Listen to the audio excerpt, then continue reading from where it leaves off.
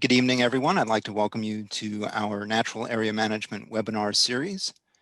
Learn about expanding green industry services to your clientele, a presentation of the Woods in Your Backyard Partnership, a cooperative effort of the University of Maryland Extension, Alliance for the Chesapeake Bay, Virginia Cooperative Extension, Penn State Extension, and the Virginia Department of Forestry. Funding for this program was made possible in part by a grant from the Harry R. Hughes Center for Agroecology at the University of Maryland. Tonight's webinar, part one, expanding your business land care practices on small acreages. If you've had a chance to look through the Woodland Health Practices Handbook, we're going to be talking about the content in the introduction and chapter 3. Tonight's introductory webinar addresses issues around improving woodland health and the motivations and interests of clientele for natural area services. The Woods in Your Backyard educational program has targeted small acreage owners for many years, and we've learned a great deal about the potential market for what we call land care practices. Tonight's first session will provide an overview of land care practices, relevant certifications, and the potential benefits this can provide your business. We'll also discuss communicating your message to clientele. But before we get to that, we have some housekeeping to take care of. Firstly, I'd like to introduce myself. My name is Andrew Kling. I'm with the University of Maryland Extension Woodland Stewardship Education Program. Working behind the scenes with me tonight is Agnes Kedmenez, also with the Woodland Stewardship Education Program. And we'd like to thank you for registering. Hopefully this webinar series will give you a chance to connect with extension personnel, other professionals, as well as fellow green industry professionals. But I do want to let you know that this webinar is being recorded. Hopefully when you came in from the waiting room, which is where you were brought in when you logged on, and that's a security feature from the University of Maryland, the people who are hosting the webinar tonight. Hopefully you came in and your microphone was muted and your camera was turned off. We'd like you to make sure that it stays that way. If you discover that your microphone is on, please mute it. Please turn off your video. It's best for the bandwidth for everyone's experience. And as I said, this is being recorded, and when the recording is ready and posted on our website at extension.umd.edu/woodland, we'll go ahead and send out an email to all the participants who are here, let them know how to access the recording. One of the benefits of joining us tonight is the opportunity to get continuing education credits. Now, unfortunately, this is only available to folks who have joined the webinar series live. That's one of the controls that the organizations have added. But there's a wide variety of organizations, ISA, SAF, Maryland, Delaware Master Loggers, and others. And the way to get those continuing education credits is to complete the survey that we will show you a link to at the end of the webinar. We're leaving the 8 p.m. to 8:30 p.m. block for questions and answers. And at the end of that block, right at the end of the evening, Agnes will give you the link to that survey in the chat box, and we'll also send it out later in an email. That survey is very important if you want to get credits for continuing education. And what that survey will do is basically ask for your contact information. It'll ask you your email address and so on. And it'll also ask you, depending on what organization you're looking for credits from, it may ask for your membership ID number and organization number, things like that. And you also have the opportunity to ask for just a certificate of attendance. And we'd ask you to fill out that survey as soon as you can, because the survey is only going to be valid until Monday. So you have today, tomorrow, Saturday, and Sunday to take care of that, to make sure that you get the credits you're looking to get. And speaking of the chat box, the easiest way to get my attention or to get Agnes's attention during the presentation is to use the chat box. You'll find it in the middle of the bar at the bottom of your screen, the little cartoon icon that says chat. Tap on that, click on that, and that'll bring up a box where you can type in your comments or your questions. And as I said, we've left the last half hour from 8 o'clock to 8:30 to field those questions and go through those comments. And before I turn things over to the presenters, I want to put this in the back of your mind so you can think about it. Don't have to worry about it tonight, but as we go forward, we'll be sending out an evaluation for this webinar series within a week of the final session on November 12th. And your feedback would be greatly appreciated. It helps us as we build future education programs. Tell us what you liked, tell us where we can improve, and that'll help us a great deal. So our presenters tonight are Jonathan Kays from the University of Maryland Extension and Adam Downing from Virginia Cooperative Extension. I'd like to tell you a little bit about both of them. Jonathan is a University of Maryland State Forestry Specialist with responsibility for programs in the areas of woodland stewardship, deer damage, natural resource income opportunities, wood energy, and biosolids and trees. The Woods in Your Backyard program is based on his personal experience transforming his 3-acre residential lot from a cornfield to a woods in your backyard, and through ownership of a 230-acre tree farm. Information on his extension and research programs can be found at extension.umd.edu/woodland. Since 2001, Adam has worked as the Forestry and Natural Resources Extension Agent, serving Virginia Cooperative Extension's Northern District, a 28-county area from the Shenandoah Valley to Northern Virginia to Fredericksburg and Charlottesville. His professional expertise is in providing informal education regarding forestry and natural resources to address current issues in rural, urban, and rural-urban interface areas, to home and landowners, to professionals, to decision makers, and to the general public. Adam holds forestry degrees from Purdue and Penn State and worked with small acreage owners in Kenya before joining what he calls the Extension family. So Jonathan's going to go first tonight. I'm going to mute my microphone, stop sharing my screen, and turn things over to him. Welcome, ladies and gentlemen, and thank you for the introduction, Andrew. This is the first of a 4-webinar series focusing on the concept of expanding your business and then land care practices on small acreages. This program is targeted to green industry professionals, and the objective of it is to encourage you to find services, additional services you may be able to provide to your clientele, at the same time increasing your income and your business options. As part of the registration, each of you received the Woodland Health Practices Handbook, and that's really the focus of the 4 webinar series we're about ready to undertake. We're going to be focusing on different parts of it, bringing experts to focus on different parts of it and to address these questions and these issues and these practices. Now, to be honest, we would much rather be doing this face-to-face in person. And we hope to do that sometime in the spring. But right now, because of COVID, we are restricted to using this more digital or this webinar type approach. So I hope you'll bear with us as we move forward. And our goal tonight here between Adam and I is to kind of give you a introduction to this, the rationale for this, the opportunities that exist, especially for folks in the green industry in terms of a way to enhance the services they provide and improve their business opportunities as well. And we'll be doing that as well as kind of going over a little bit what's in each of the chapters of the Woodland Handbook as well, which you received, which is something that was prepared as part of this training program. So with that, I will move on. Whether you're an arborist or a landscaper or a forester, and there's probably others here as well, even landowners, there's certain things you do for your business, tree removal for arborists and planting and so on. You see the list there, as well as for foresters. And this program really is about and targeted to folks interested in areas beyond the types of services they traditionally order, deal with what we call alternative services, specifically for, backyard woodlots and small acreage properties.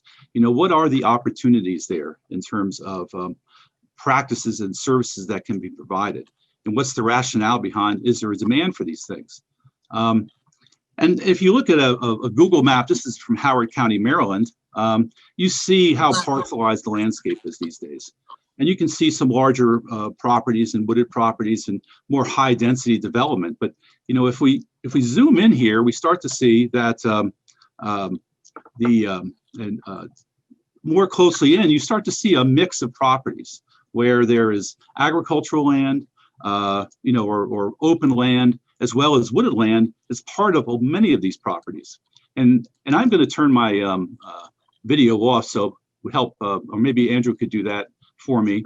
So that would help with the bandwidth for some folks that have poor connections. But if you look here, you'll see that it's a mix of wooded properties. And for most folks in the green industry, arborists, especially, and landscapers, tend to work on those more developed parts of the property. But again, I just did an outline of some of the property lines of this, ex-urban development, a suburban area. And you can see there's wooded areas associated with all these properties. The yellow one is pretty much all wooded. The one in orange is kind of a mix, and you can see there's woods on the right side, as well as some areas in the top which are growing back. And then this one area in white, which is basically mostly been planted into grass. So the point is that there's a mix of these different types of properties. And these are all known as woodland properties. And most people may not know that the U.S. Forest Service collects data on woodland owners and these properties across the United States. Each of the states has reports on this. And the Forest Service considers anybody that owns at least 1 acre of woodland as a woodland owner, all right? And what we've seen over the years is that the number of woodland owners have increased as, properties have been parcelized, especially in developing and urbanizing areas. And, we also see, owners with different objectives. Many larger rural forested properties, there's more of an income objective in some cases. And we've also found through research that if you ask somebody, especially in these small acreage property areas, do you have a forest in your backyard? They'll say, no, but I have some woods. So, in many cases, these areas are really beyond the scope of any management because foresters tend to deal with larger properties. And many of these small acreage properties are just not that attractive, or it just doesn't work out in terms of the services that can be provided. So the result is you have a lot of these large lot residential developments and properties from I'll call 1 to 9 acres, where not much happens. And the expanse of this is brought out by this chart right here. This is for the United States, and you'll see that for all these properties from 1 acre on, they've separated them into different categories. And by and large, if you look at the green, which is acreage, only about maybe 7 or 8%, this is across the United States, is in these smaller acreage properties. But they represent over 60% of the ownerships, all right? So these larger properties tend to be served by more traditional foresters, okay? But not these smaller ones. And if you look at a state like Maryland, which is more urbanized than many other states, 85% of those woodland parcels that are out there are from 1 to 9 acres in size, and actually represents almost 1/5 of the acreage of the state. So again, what type of opportunity is, what about the health of these woodlands and ways to improve them? And they've been kind of forgotten, and there's not really any professionals that can service them. And if you look at a map, you kind of see this lays out. This is a map of Maryland, and the pink is those 1 to 9 acre properties, okay? And you can see they lie all along that central corridor from DC to Baltimore. And if I were to expand this to Pennsylvania or Virginia, you'd see the same pattern around more highly populated areas. The green is your larger acreage, wooded properties that lie more outside the developing urbanizing area. So again, the question becomes, are these woodland healthy? Did they receive any types of treatment? Are there any resource professionals or people to help them? And, it may be kudzu, what you see here. There's vines, in many cases, damaging vines that cause a lot of damage to residential woodlot areas. And of course, there's invasive species. And people, well-meaning people in this case on the upper right, where they have a wooded area and they basically mowed it all down and removed all the understory, which ecologically is not a good thing. So there's this quandary, how to provide education to folks that own these smaller acreages and help to improve the health of these properties so that people can reach the objectives they're interested in. And that's why the Woods in Your Backyard program was developed in 2016. And this was, again, a Pennsylvania, Virginia, Maryland program. And it was targeted to this small acreage audience, it should be 1 to 9 acres there, on how to create and enhance natural areas for outcomes. And this has gone very well, and it's expanded in many states.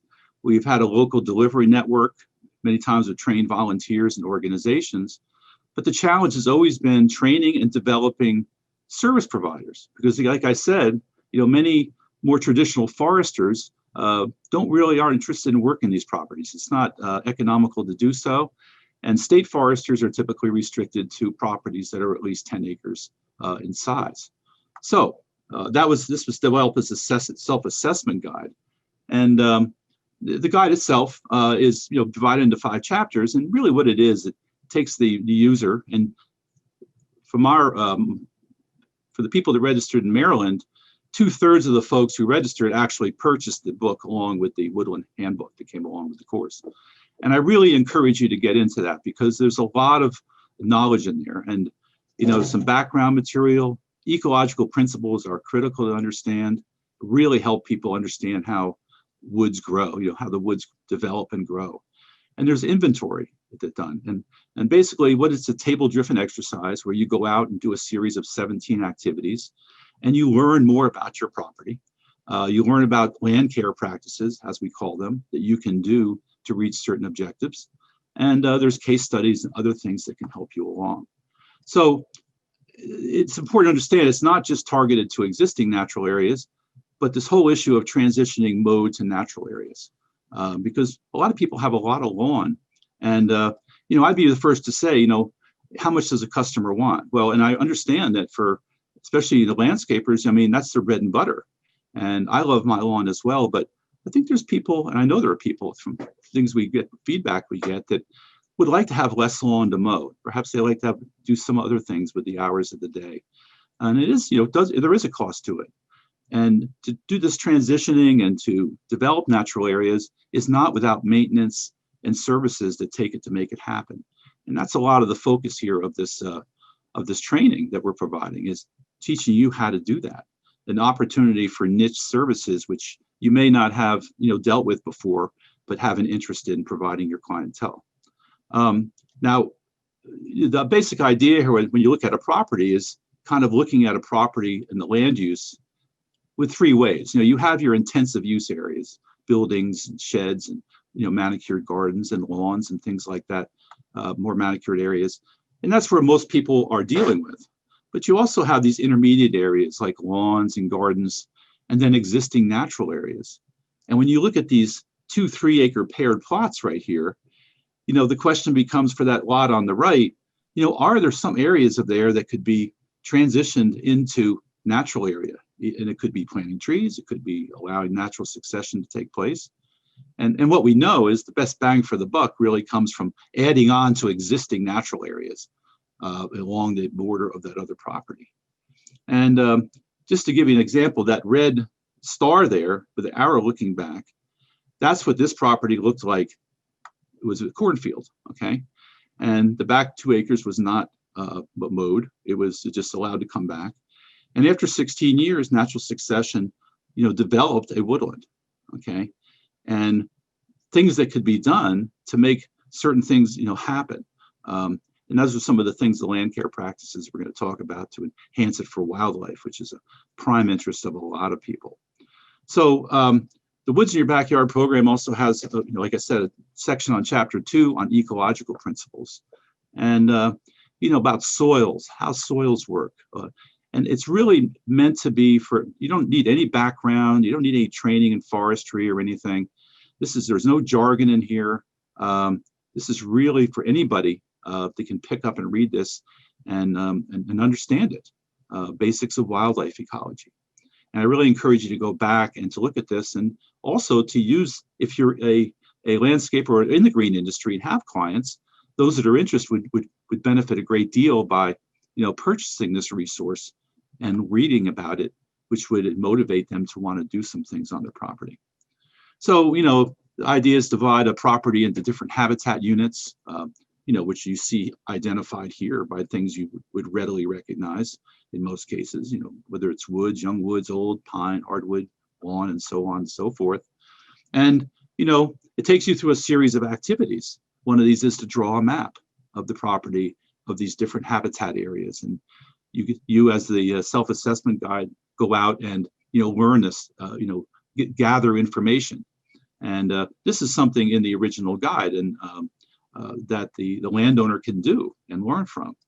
And with the advent of, digital photos of all sorts that are available, it's a whole lot easier. So you don't have to draw things even if you don't want to. And then this is kind of the series of some of the types of information that a landowner could collect about the property, common tree species and shrub species and so on and so forth. And then it just, a table of potential projects that are out there to help them reach, certain objectives, whether it's for forest products or wildlife habitat or just natural area improvement. And, case studies on how to do it. So for example, I want to transition some area into trees, lawn into trees. This is how you do it, and provide examples and case studies. So the whole point of the original Woods in Your Backyard self-assessment guide was to provide, take a lot of what we know from forestry knowledge and, transition that in and bring it down to a more of a backyard level with many of the practices that are here. And I think we've been successful at that, okay? So what's been the outcome of this project? Well, since 2006, we've sold over 13,000 of these books, maybe more than that. And we've done a lot of workshops in Maryland, face-to-face workshops. We've done, online things, Pennsylvania and Virginia as well. And these numbers are probably low. Andrew Kling, who you just met as the moderator, also runs an online course with the University of Maryland, which basically uses this guide as its basis. So the point is that we've reached a lot of landowners with this and managers with this program over the years. And, we do follow-up surveys. And so what we found is that like we do a follow-up survey, after 6 months or a year. Now, I'd like to think that they said, well, yeah, I called a forester because I'm very interested in this. But most people don't know what a forester is or how to contact one in many cases. And again, it's hard for them to deal with these properties. 50 to 75% of those people that contacted a service provider called a green industry professional because those are the ones that are on the property, the people they see mowing lawns and cutting trees. And we asked them further, what type of, projects would you be willing to pay for, as well as the ones that are unpaid, you do yourself. And what we found is those requiring special skills or equipment typically tend to be the ones that are of greatest interest. And that's like planting trees and shrubs, using herbicides, planting and enhancing mass trees. Mass trees are like acorn, oak trees and things that produce food for wildlife. And important, and Adam will talk about this later, when we talk about planting trees and shrubs, we're not talking about bald and burlap trees here. We're talking about using tree seedlings and tree shelters, very cost-effective way, okay? Which is a huge, it's a huge difference from much of the tree planting that is done by many folks in the green industry. And Adam will cover that. And it'll be covered in more subsequent webinars as well with a lot more detail. So the question becomes, if I'm a business person, I have a landscaping business or arborist, how big is this market? We don't know for sure, but we do know is that there's thousands of landowners out there, at least in Maryland, Pennsylvania, and Virginia, that have received Woods in Your Backyard training, implemented practices on their property, and they've expressed some interest in at least paying for some practices. And I think it's fair to say that there is a greater interest in healthy forests and natural landscaping. People realize that perhaps lawns are great, but when it comes to water quality and the impacts of fertilizers and just the cost of machinery and everything else, that maybe I could really cut back some of this lawn and have more wildlife on my property and things like that, more place to take my kids walking and have a trail and so on and so forth. So a study that was done in Virginia Tech, now this is back in 2005, kind of did a lot of surveying and found out who were these potential clients. Well, people not adverse to management, people concerned with amenity protection, ecological qualities, do-it-yourselfers, okay? but also those people that are interested, but they're just too busy. And perhaps I have some disposable income, I'm willing to hire it out. And of course, that disposable income changes with the economy. But the fact is, this is, people that were identified as potential clientele. So who can provide these services to clientele? To landowners, right? These woodland owners, as we call them. And like I said, professional foresters, which I am and I work with, we have some professional foresters work on these properties, but I think the green industry, especially those who are already in the neighborhood, and that is folks that are in the green industry professionals, landscapers and arborists and the like. So I think there is an opportunity there from there, everything we see. The challenge here is this, is that, some of these practices are unfamiliar to a lot of folks who are in those green industries. And the whole purpose of this program and that Woodland Health Practices Handbook is to better explain how to do these practices, help you learn. Now, if we had our druthers, we would be doing this face-to-face. We would be doing these in field sessions. And we hope to do that in the spring, but because obviously because of COVID, we can't. So that's why we are going back into this 4-webinar series. But we realize the value for some of this of really hands-on and actually going on properties. So that's not lost on us, and we hope to do that when opportunity presents itself. So we developed, the book on the left there is the existing Woods in Your Backyard guide that many landowners have taken that course, and I encourage you to read it if you got it, because it provides a lot more background.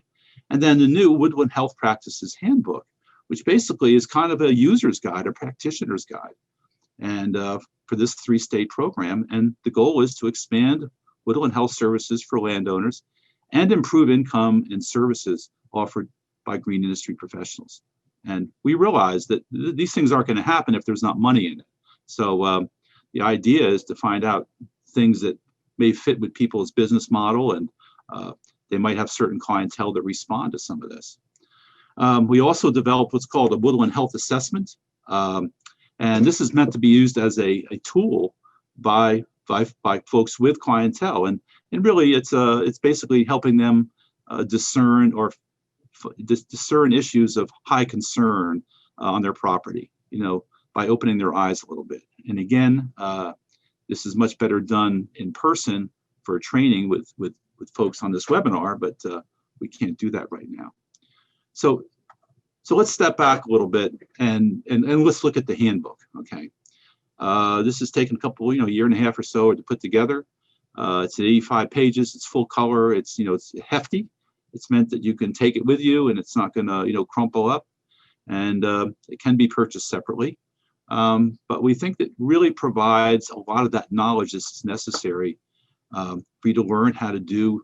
It provides a lot of pictures and everything on how to do these land care practices, as we call them.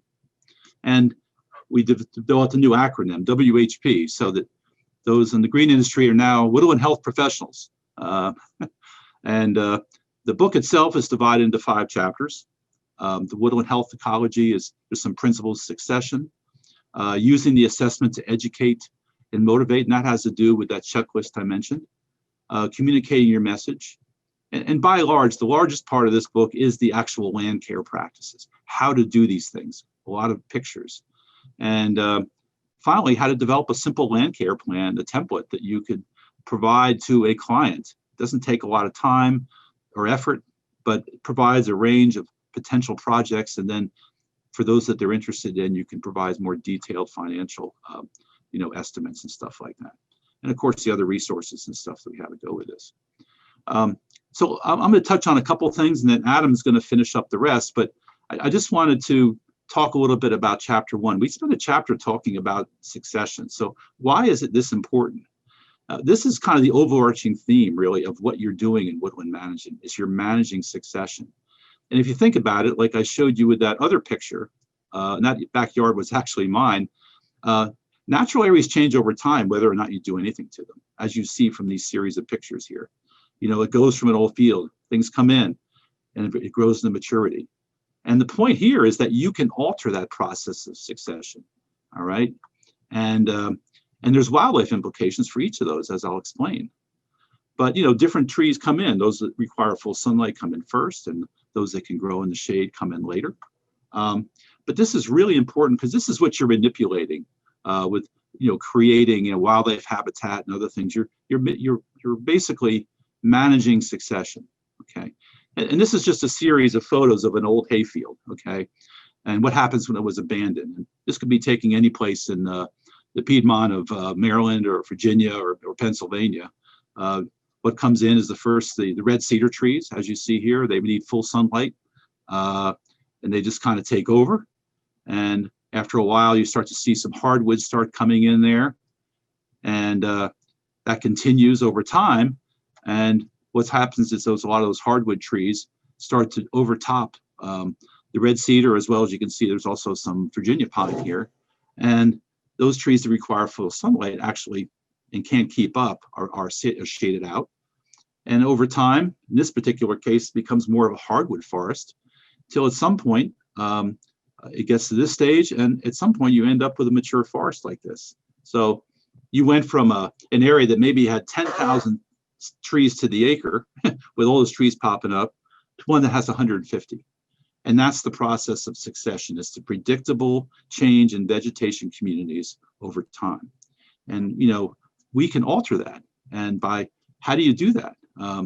Well, the important thing to understand is that these different successional stages provide different wildlife habitat. And wildlife is a main objective for a lot of landowners. There's no question, as well as aesthetic and recreational needs. And not every woodlot, every property is going to have all these. So, seeing what is missing from the surrounding area, and digital photos make that easy these days, can mean you attract a lot more wildlife to a property. Now, this is the graph I really want to leave you with, is that we manage wildlife by managing habitat. We do manage some species populations, like, we manage deer, but for most wildlife habitat, we build the habitat and then they will come. And as you can see from this graph here, you have different types of successional habitats, old fields, and then associated with each of those habitats is different types of wildlife. So you create the most diverse amount of wildlife by having all these successional stages, in any one place, or if you want to track something. And basically, there's three options for habitat management. Either you're going to cut something or kill it, so something else takes its place. You're going to plant something, or you're going to do nothing at all. And all these land care practices kind of revolve around those three things. So the point I want to leave you with is that for many clients that are interested in wildlife, the way you improve wildlife habitat is that you manage, you create these habitats. And it may be by letting a lawn go back into a natural area. It may be, removing some trees here and there, or there's a number of things that will be discussed toward that end. So keep that in mind. It's an important principle. The checklist itself is going to be covered more in the last webinar, but it's basically a tool for educating and motivating your clients. And it's a checklist divided into these 4 areas you see on the bottom here: woodland diversity, structure, and habitat value. Wildlife there is big, right? And site level things. And then it gives you management actions to address those things.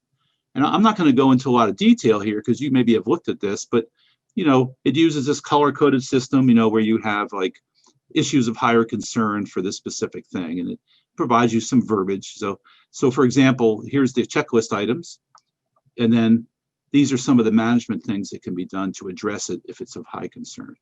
All right, so just picking on tree health, if you have trees have poor growth form or vigor, and that's a high concern, the lower concern is on the other side, where the trees are healthy and well-formed crowns. What are some of the things that can be done to remedy that situation? Maybe to thin some trees, or use what we call chosen tree management, which will be discussed. And let's be clear, we're not trying to make anybody into professional foresters or loggers. We're talking about small area impact things where we're dealing with individual trees and certain areas. So and that'll be explained more as we go along. One last thing I want to discuss with you is tree ID. Now, you were given 2 books, okay? native trees of of Virginia, but beech please. Actually, I'm a birch. It's really important. You need to learn how to identify trees, native trees and shrubs. And you were given these resources here, okay? So we don't have time to go through a tree ID course, but what I want to just make you clear to you is that you need to learn how to use a dichotomous key. And this is what all good leaf ID or tree ID books are. And in this case, you look at the native trees, a dichotomous key is very simply as you start at the beginning, and it gives you a series of choices. And so for number 1 here, leaves are needle or scale-like, you go to 2. Leaves are broad and flat, you go somewhere else. So you just take these choices, and it requires you learning some of the nomenclature in there and the different things.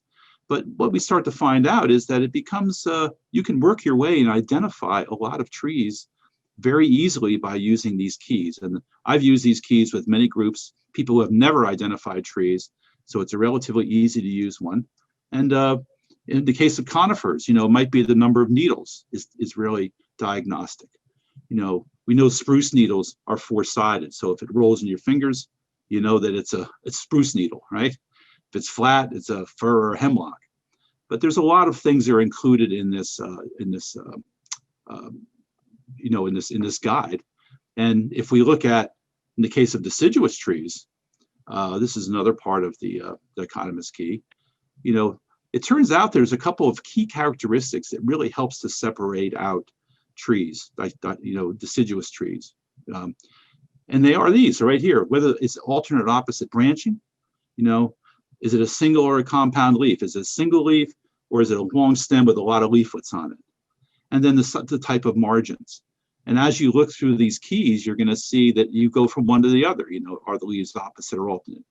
And then in the case of number 14 up here, if it is, you go to the next line. If not, you go to another part of the key. And it leads you through this process by which you can identify things. And this is really important with clientele. And be clear, we're talking about native trees and shrubs here. So many landscapers and arborists, you're dealing with varieties and things, and that's not what we're talking about here. We're talking about native trees and shrubs, as well as understanding the invasives as well. So that's a short course on tree ID. I encourage you to use these books, take them out and use them in your yard and become a tree expert. And most of our organizations in extension have tree ID courses in one place or another. So with that, I think I am done, and I'm going to switch over, and Adam is going to take over the rest of this presentation, and then we're going to come back for questions later. And I realize I went through a lot of information, but that's really what this webinar series is about, is to kind of get the information out there and you to go back and use the resources. So with that, I will stop sharing my screen. And all right, great. Give me a thumbs up, Jonathan, if you can hear me, see the screen okay, if it looks good on your end. I see the dark side of transition. Okay, very good. That's it. We are in the dark side of transition, folks. Thanks for hanging out here with us. Just to get a feel for kind of who's with us, put it in the chat one word to describe what you do. If you're arborist, landscaper, academic, you're bored during COVID and you saw this opportunity, so why not? Whatever. So put in a chat so we can get a sense of what's going on here, who we have with us. Oh, that's great. Thank you. Okay, so we'll keep track of that, and we are going to have some time for questions and answers. Oh, look at all that stuff popping in, all kinds of variety of people. Thank you. It's awesome. It also means that you're still with us, paying attention. Thank you. Okay, so there are 3 more chapters in the book, and I'm going to run through these, and we're going to just, again, skim the top a little bit. And one thing I want to say, it just kind of occurred to me when Jonathan said, we've sold 13,000 or whatever copies of the other book. Please know that no one here has gotten a penny richer from these book sales, okay? Some of it may one day get back into a program that we can use for educational purposes, but is not lining anyone's pocket. So we just want this to be a useful resource, and we're excited that you're here with us at this inaugural training offering. And And so when this goes big time and you want signed copies, you let Jonathan know and we'll get you one. All right, so communicating your message. Words are important. And if we use some words like kill or hunting, that can immediately turn people off. So if you go into this, especially from an industry standpoint, selling a service, really think about what some of the words are that you want to use. And I've just circled a few there in red, enjoying the landscape. Health is a big one. And in fact, we've got that in that WHP, Woodland Health Practitioner. So, and you need to know your client, what their interests are.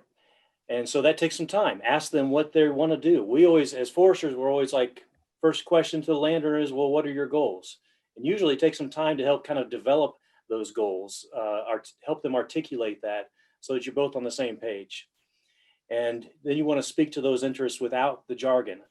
And these books, I think both of them do a good job of conveying the principles without the jargon that we get used to inside of any given industry. The checklist that was mentioned and will be gone over in more detail in the fourth session is something meant to be used with them. So, be kind of open, here's the process, and review that with them and see if everyone's on the same page. Your network is super important. This is also part of communicating your message. In this domain, there's probably not any one entity who could provide everything, but you may have access to a logger if there's enough timber on a small site, or maybe you are an arborist and you get connected up with a portable sawmiller and someone with a dry kiln or a wildlife biologist. So think about the people that you know, or maybe the gaps that you have in place that you could maybe fill.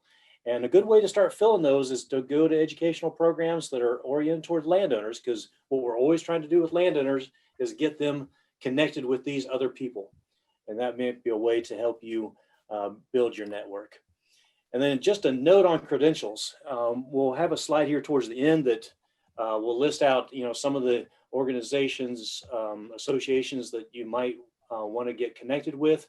But your credentials are part of communicating with a client. You're a certified arborist or you're a certified landscape professional.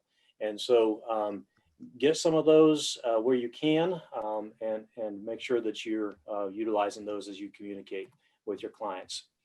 So a little bit more on who these people are. Jonathan kind of went over some of that, but again, these are national numbers.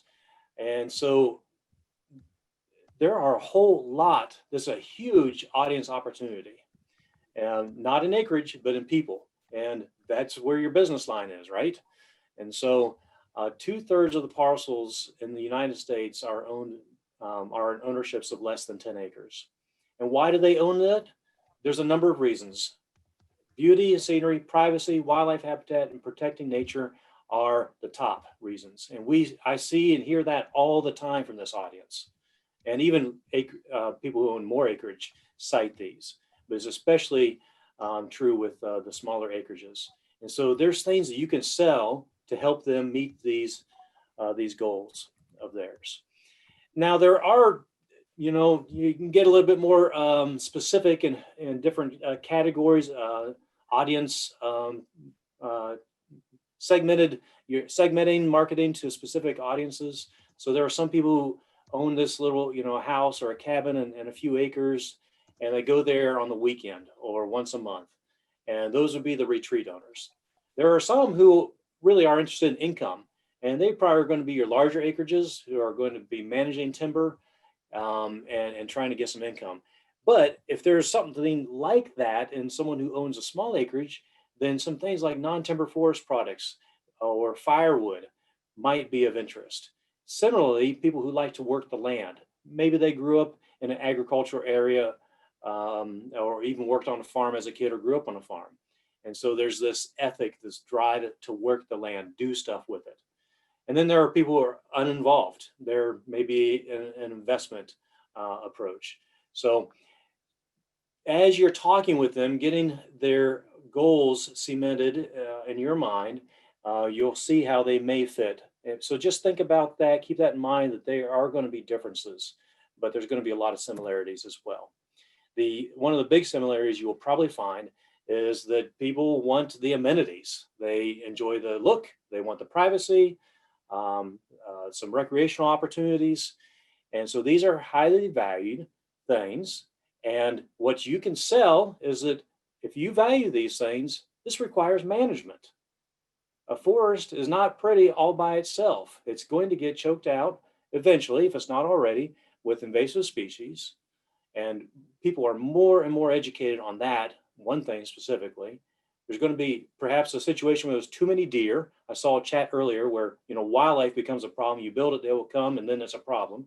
Yep, that is a balancing act, and some education needs to go along with that. So keep in mind what you can sell. Chapter 4. And the next 2 sessions are going to go into more detail on land care practices, some kind of nuts and bolts. There's 2 parts to this. There's the, converting lawn to natural area. And then the second part, as Jonathan touched on earlier, is taking existing natural area and making it better. So there's different ways to go about converting a lawn to a more natural area. Natural succession was already mentioned, or maybe you keep it in a very early successional stage where it's a meadow. And that has a lot of appeal to a lot of people. It might be an easier sell in some situations like a homeowners association. So it looks a little bit more maintained, perhaps. Okay, forest health. Creating these new natural areas. There are actually some people who like to sit and watch trees grow. And this picture is proof of that.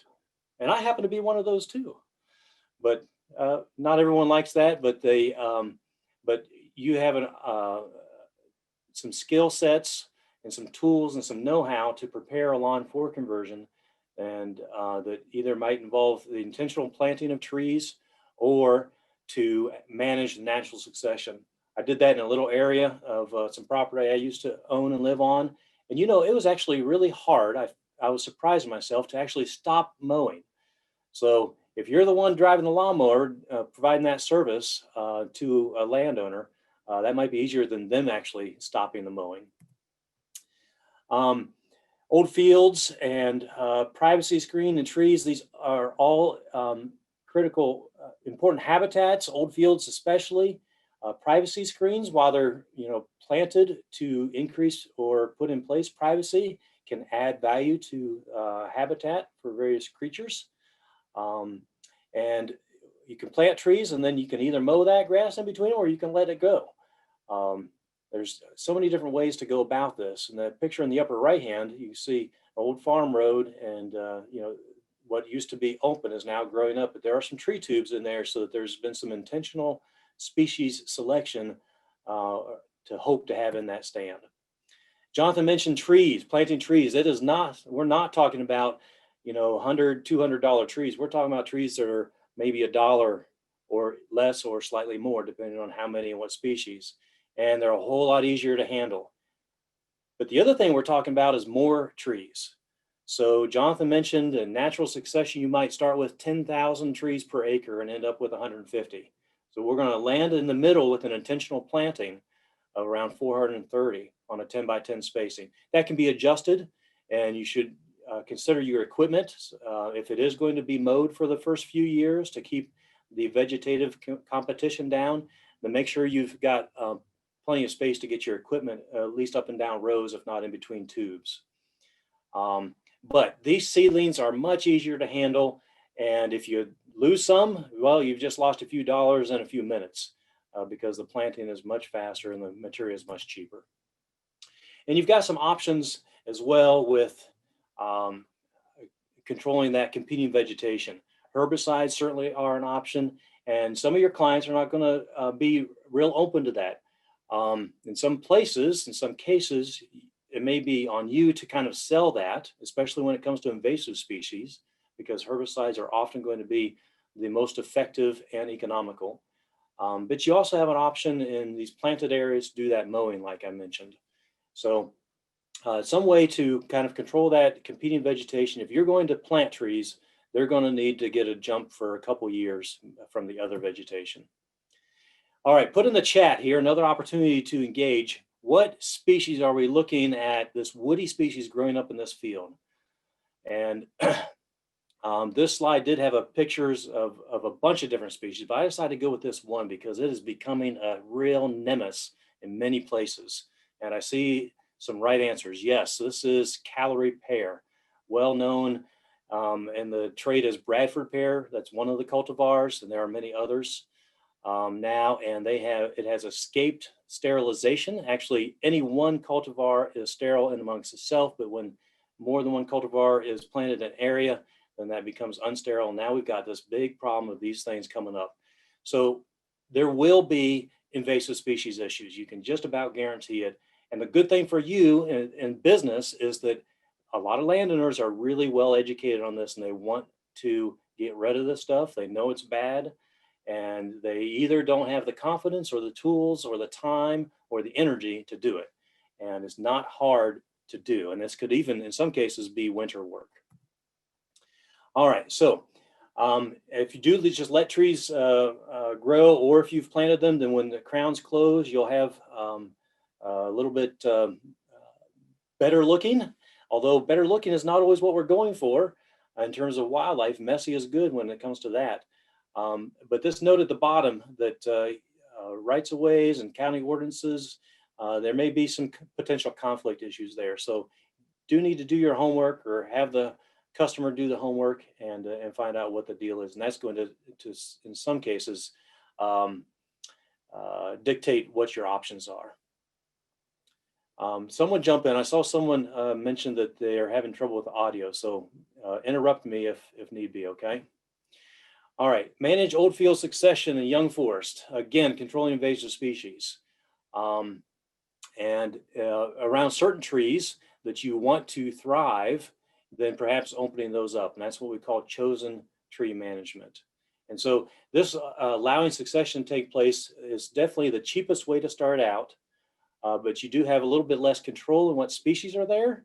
However, the native species that select to be there will do well because it's the right kind of site. Nature does a better job of planting trees than we do picking species. That's not to say that you can't influence the composition of that, and you may want to do that, which is fine. And again, these early successional habitats are pretty unique. The cacophony of insect sounds and bird sounds in these places in the summer is remarkable. You can just hear it and feel it. And this is less maintenance than mowing the lawn every week. So consider that as an option. In fact, it doesn't even need to be mowed every year. It could be mowed once a year or mowed every few years. And burning, one of the participants mentioned burning as a tool. Absolutely. Probably not going to be available in a lot of the places where you may work, where you've got other houses nearby or a homeowner association, but it is definitely a tool that should not be discarded. And in many places, I know in Virginia, there's an encouragement from the higher offices in our governor's office to use more burning where possible. It's a great tool. All right. It's not necessarily easy to establish a really good meadow. Yes, you can just let it grow, but you're probably going to end up with just tall fescue instead of short fescue from mowing.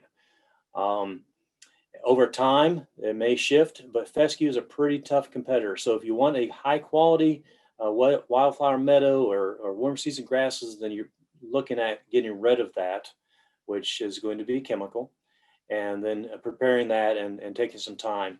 And one of the education pieces with your clients is that the first year, it looks like nothing is happening, but the second and third year, then it's like, oh, okay, it's working, and it will work. In some cases, for some of these practices that we're talking about, there may be cost share available.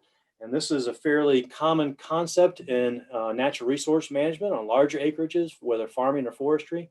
But for those of you in the green industry, you might not know that there are federal and state programs that sometimes, for some programs in some places, will actually offset the cost. It's usually a share.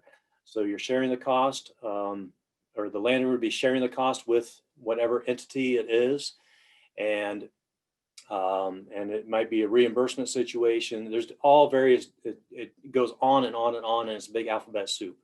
So if you're interested in learning more about that, contact your local extension office or your local state forestry office, and they can tell you what might be available in your area. All right, part 2, improving existing habitat. Put in the chat if you know what this picture, what's happening in this picture. All right, but improving existing habitat may include riparian buffer, enhancement, chosen tree management, pruning, wildlife stuff, trails, putting trails in, and certainly managing invasives. And thank you. Lots of you know what that is, a cut stump treatment with herbicides. So riparian buffers, again, we're talking about planting or stopping mowing. And the wider, the better. Although if you only got a couple feet, that's a whole lot more than nothing. And there's a lot of really fantastic research, especially out of Pennsylvania with the Stroud Center, that talks about the value to water quality from these sort of practices. We could spend a lot of time on that, but we won't today. Chosen tree management. Jonathan mentioned it. I mentioned it. Let's talk briefly about it. This really just reallocates resources to a tree that you want to do well, that you want to see thrive for the next, as long as it can. And so in some terminology, it's called a crop tree. I have gone away from crop tree because as soon as I said crop, people thought timber harvest. And the crop in this instance is just what the landowner wants. So they're choosing it, let's say choosing, because of its aesthetic value, because of the acorns it produces for wildlife, because it holds the swing that the kids like to swing on or whatever, okay? So you release that tree on one or more sides to give it more space. Trees in the eastern United States are mostly competing for sunlight, not for water and not for nutrients. It's not to say they won't benefit from those, but when you increase the sunlight, they also get more of those other features. So if you were on the ground, you'd be looking up and seeing where the crowns are touching and releasing those on one or more sides so it gets more light. And we'll probably go into more depth on that a little later. There are various habitat elements probably on every property, just some kind of neat little thing, some rocks or a dead standing tree. Maybe there's some water. Maybe there's a big wolf tree that was there before the other trees grew up around it when it was an agricultural field. Those take up a lot of space, and in traditional forestry, we get rid of those because they do take up, they're a wolf, they're a hog, they take up too much space, but they're great for wildlife, and they're also just unique trees. So finding those features, talking with the landowner about them, and enhancing those where possible. And enhancing these other habitats with brush piles, thickets.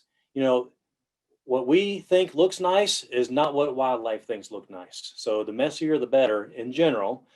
And edge is also a big one. We tend to like to mow right up to the edge of the woods, but if you can soften that edge with some shrubs and some grasses, that makes it much more valuable for wildlife. All right, deer is both a blessing and a curse. Everyone likes to see them, except when they start eating your plants and hitting your cars and all that kind of stuff. So there are some options when deer become a problem, but it's tough. I'm not going to sugarcoat it.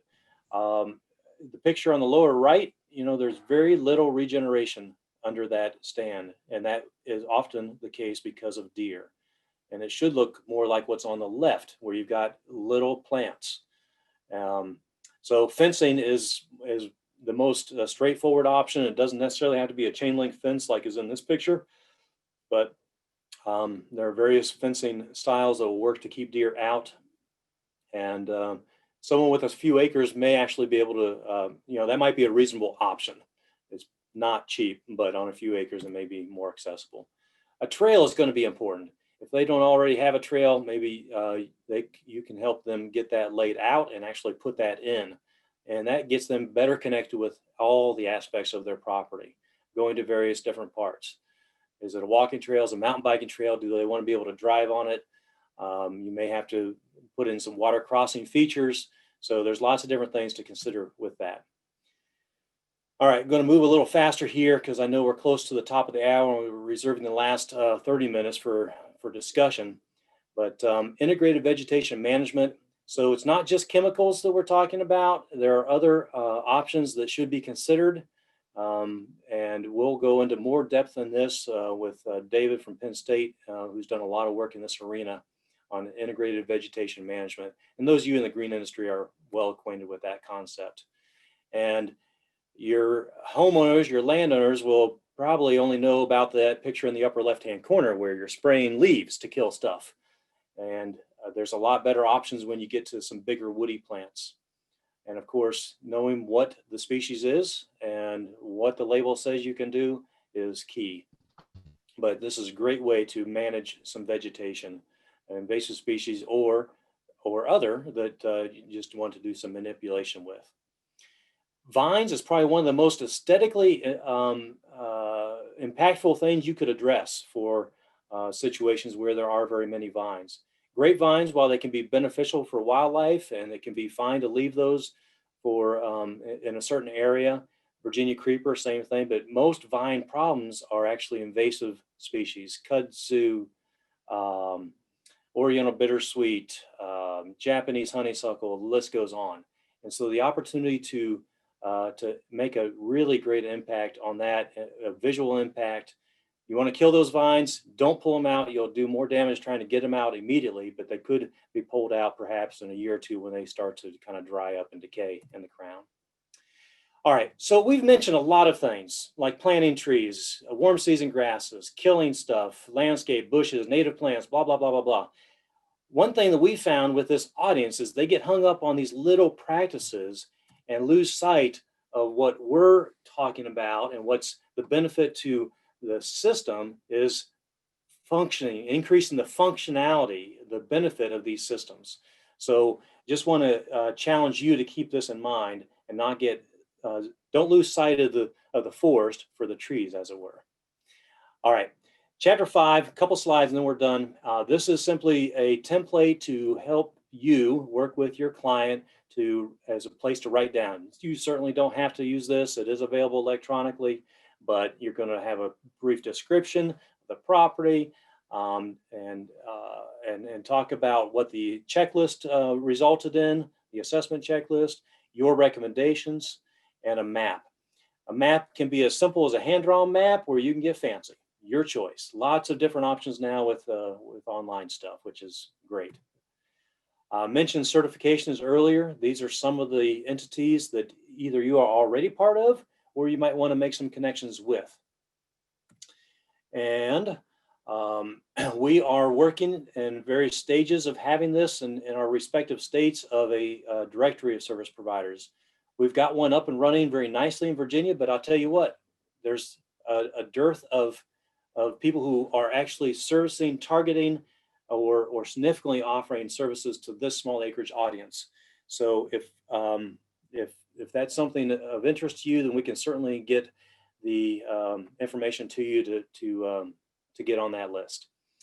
And we plan to make that available because, as Jonathan said, we have found a lot of people who are like, yeah, who can help me with this? Because they can't do it. And let's see here. What happened? Advance the slide. There we go. So we have just finished one of 4. We've got 3 more to come, and we hope that you all will come back and join us in the next few weeks. And with that, I'll put up the last slide and turn it back over to Andrew, I suppose, to facilitate Andrew or Agnes to facilitate questions and housekeeping items. One thing I know that we're going to need you to do is if you want CEUs, then you really need to pay attention to having your name into this Zoom thing that it matches who you actually are. And okay, so that we can verify the participation. But with that, thank you so much for giving me an opportunity to be with you this evening on this topic. Okay, great. Thank you, Adam. Thank you, Jonathan. We've got a bunch of questions, and of course, the greatest participation came when Adam was asking who's out there. And the chat box just exploded. That was fun to see because message after message after message came up. It was quite interesting to see. Okay, so let's go back and look at some of these questions. Okay. Are there any industry insiders that are specifically targeting this market specifically? I think the answer is yes, but there's not many. And I even saw a few people say yes, then they gave a couple examples. My limited experience has shown that there are a lot of people doing little bits of things in this, but there's not, that I've seen, someone who's like, this is their thing. That's just me. My view is limited, so some others can chime in here. Yeah, and I think that there's opportunities, and for folks that are already, and actually it's interesting noticing the number of the folks that are in the green industry.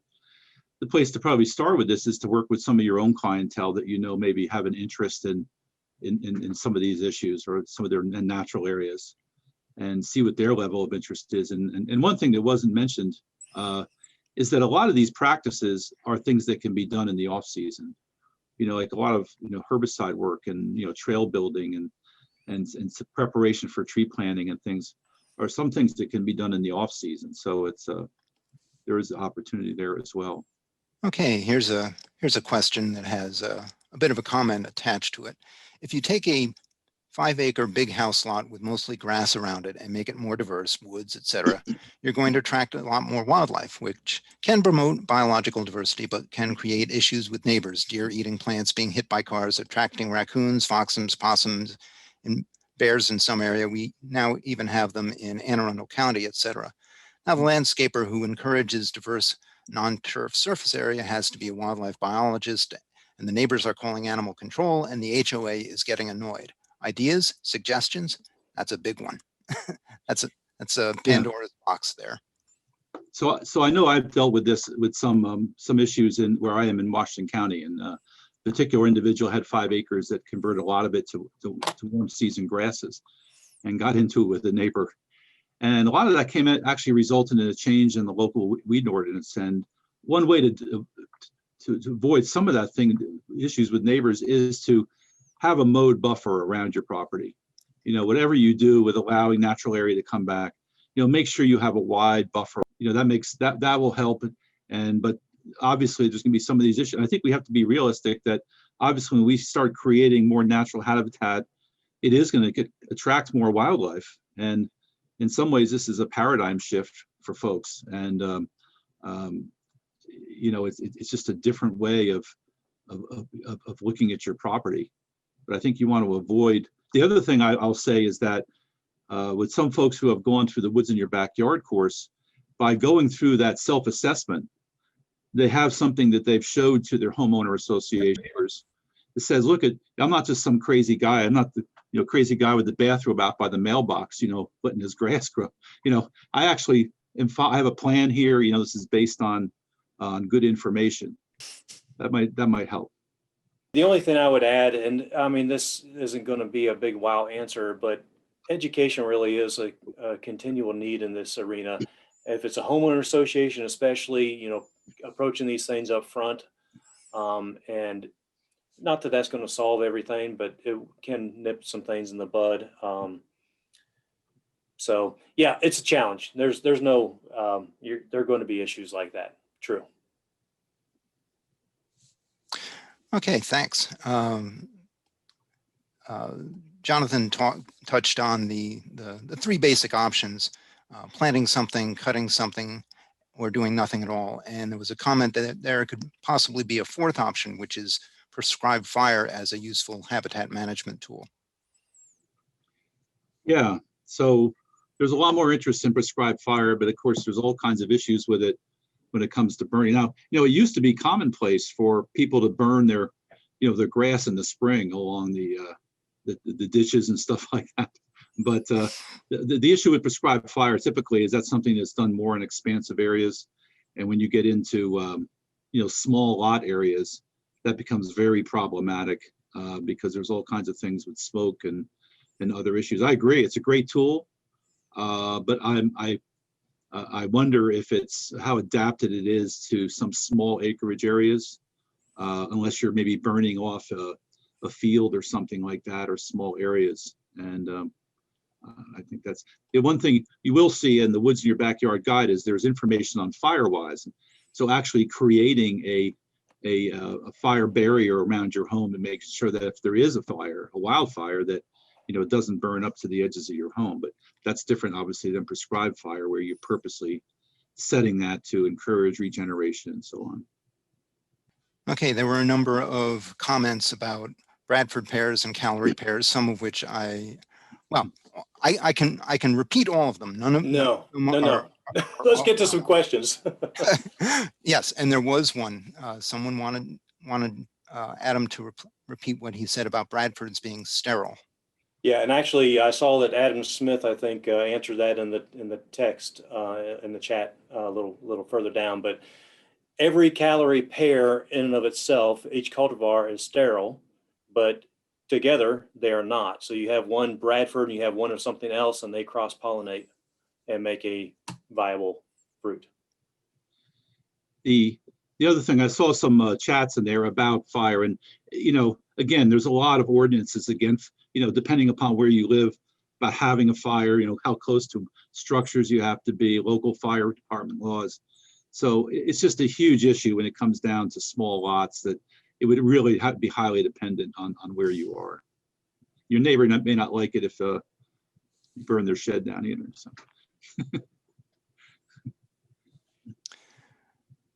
Okay, we have a question. Can you suggest quantitative measurement tools for facilitating forest functions?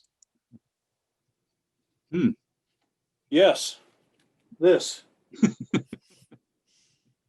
That's what the book is, really. I mean, that forest functions is just a term I kind of came up with, but this assessment tool, which is going to be gone into more depth, is really a tool to quantify that.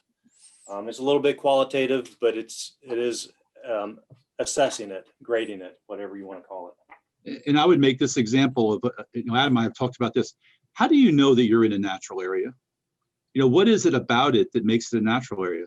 So if you have a residential lawn and I plant, a couple of trees and I mow under it and so on and so forth, I have some trees, I have some lawn, but I think most people know when they've gone into a natural area, like there's understory, there's brush, there's that feel, that smell that comes from when you're in a wooded area or just even in an old field, from those smells. And that takes a certain amount of area for that to occur. And that's why, if you're developing natural areas and lawns, or, do as large an area as you can, because it's going to have the more functionality it's going to have, for wildlife and just for being a natural area and all the functions it provides.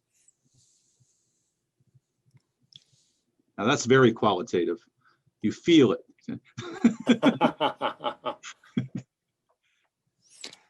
Okay, along those lines, we have a question. I'm interested in hearing more about price tolerance for services, from consultations to for DIYers to white glove woodland services. I've been giving away free advice on woodlot management to garden clients, friends and family. I'd love to monetize this, but I'm not sure where to start with pricing. I realize that pricing has to be sensitive to local cost of living.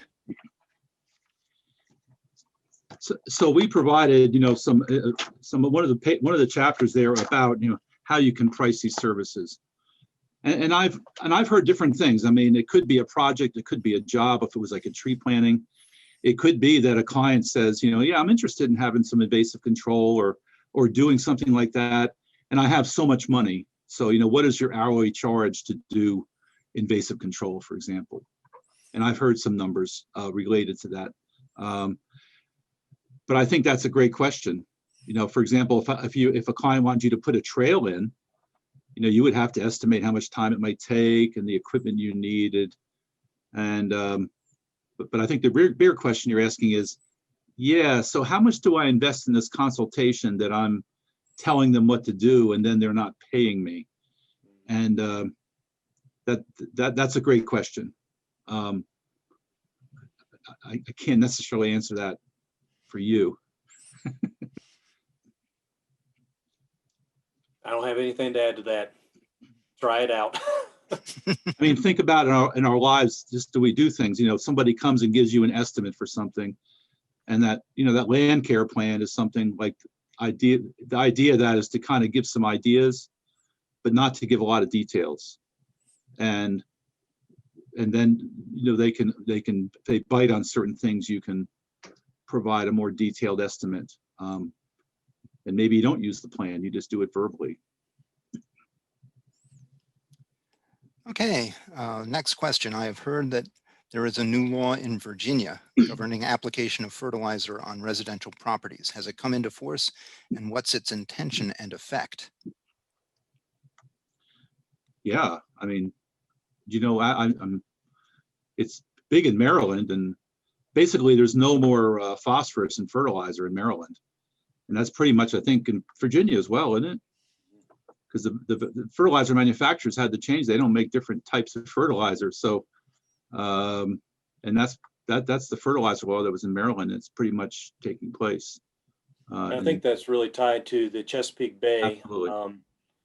The challenges with the Chesapeake Bay, a lot of it goes back to these residential areas where there's just a massive over fertilization going on in places, and it runs off before it can be utilized by the plants, the grass. Yeah.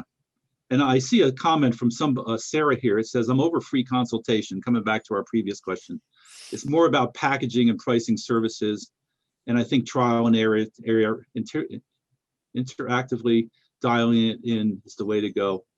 And I think that's right. And then one place to work with that, it would be some existing clients that have an interest in, starting out slowly and see how people respond to things. But you don't want to give away the boat, that's for sure. Okay, we have covered most of the questions, it looks like. Let me make sure that there's been a lot of good discussion back and forth answering some of these questions. Okay. Okay. I see some comments on herbicide, what herbicides to use on cut stumps, and Dave Jackson will get into this because he's an expert on herbicides, and some of us know a good bit, but timing is important, the time of year and the type of application technique that's used, and most of that's going over pretty completely in the guide as well. But I really encourage you to be present. I think that's seminar 3, I believe. Yes, I believe so. Okay, here's one I didn't see. I'm thinking fuel abatement may be a service in areas with lots of dead ash. Do foresters see this as an upcoming issue? I'm not sure what they mean by fuel abatement. What there is out there, for example, there are a lot of places with emerald ash borer where you have a lot of dead trees in the woods. And of course, if they fell, it's not going to necessarily hurt somebody. But if it is in an area where you have a trail or something, or there's some concern, the other thing that was mentioned was firewood. Some people like cut firewood, but they really are uncomfortable cutting the trees down. And maybe one thing you can do is cut trees down for people. You charge them for that service, and then they can deal with it on the ground. A lot of people have a chainsaw, but they're very, not comfortable cutting the trees down. So that's one issue.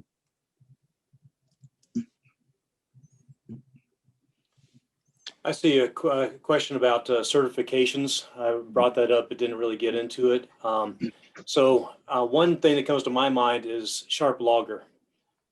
I'm a sharp logger, but I'm not a logger. Anyone can become a sharp logger in Virginia by taking the class. And the value to that is making connections with people. And so it's not technically a certification. There's no test involved. I see a note here about certified burn managers. There's, a few,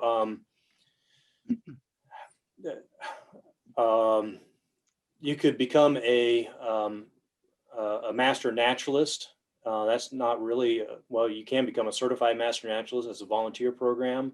And that is not meant to be something that is leveraged for business, but I think there's probably a lot of opportunities out there to learn more, but the true certifications are, certified arborist, certified horticulturalist. Maybe if you're have a forestry degree and can be a certified forester, And some states are different too. Like Virginia as a state does not certify foresters, but Maryland does, or licensed foresters.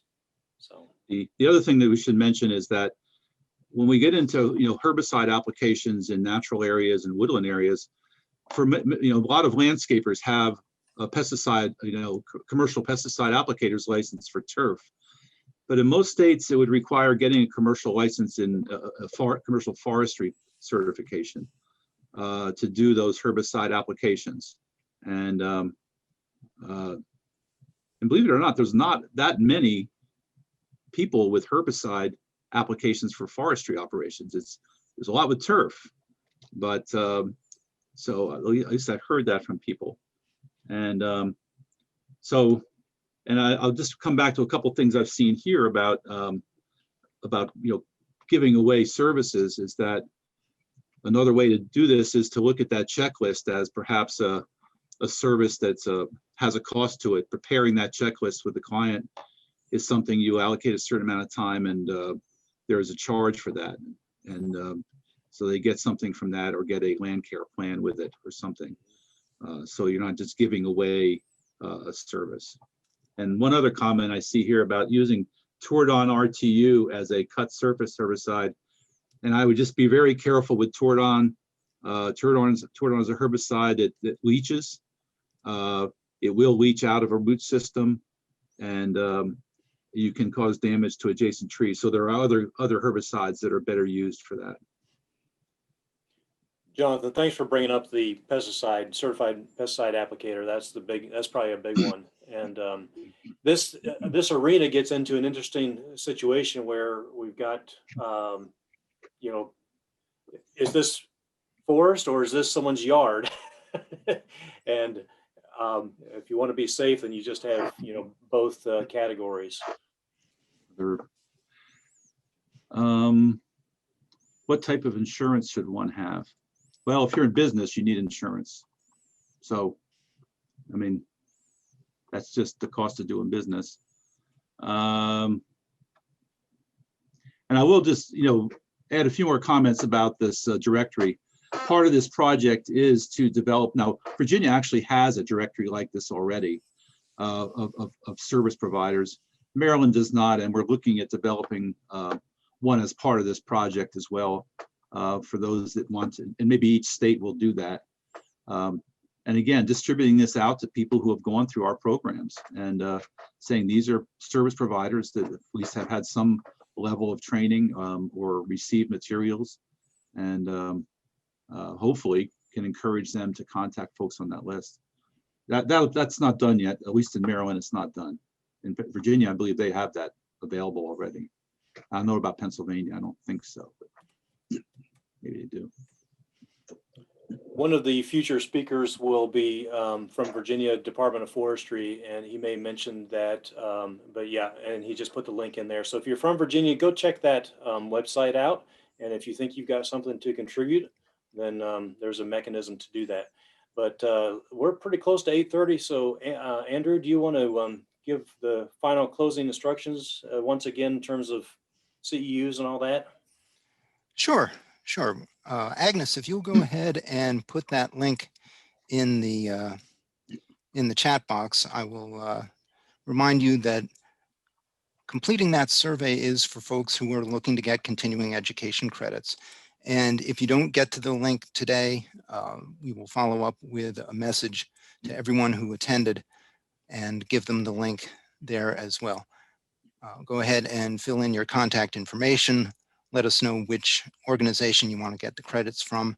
And please be sure to use the same name you used when you registered, so that we know that you are the exact person that you say you are, because it can be confusing with nicknames and so on. But we just want to make sure that everybody gets the credits they're asking for.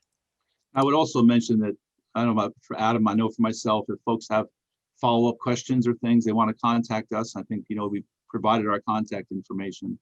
Feel free to follow up later. Yes, feel free to ask Jonathan any questions. Oh, you can ask me too, I guess. Make sure you call after 10 at night, though. Call him or call you? No, call him. Oh, okay.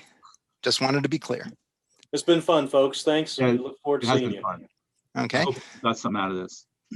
Just a reminder that next week at the same time, 7 o'clock on October 29th, will be the second in our series, Land Care Practices for Woodland Health. As Adam and Jonathan said, we'll be dealing with these in greater depth as part of what you see in Chapter 4 in the handbook. It'll be a two-parter. First one will be next week on the 29th at 7 o'clock, and part 2 will be the following week on November 5th, same time. So on behalf of Agnes and Jonathan and Adam and everyone else at the Woods in Your Backyard Partnership, I'd like to thank you all for joining us this evening. We will see you back here next week at the same time. Enjoy the rest of your evening and have a good week. Take care. Thanks, everyone.